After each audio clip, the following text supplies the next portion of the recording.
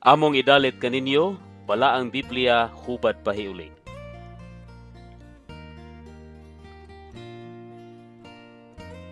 Kining Biblia dunay mga talamdan nga naghatag og pagtagad sa espirituhanong kahulugan sa matag basahon sa Biblia.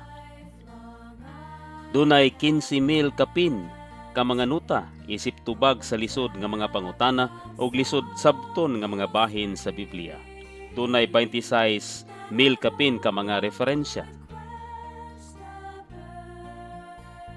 Kasayuran sa kasaysayan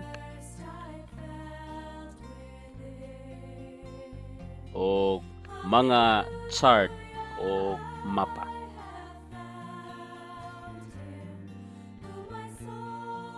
Ang duha ka dagkong gasa sa Dios nga atong mapahimuslan mao ang espiritu sa sulod nato ug ang Biblia sa gawas nato.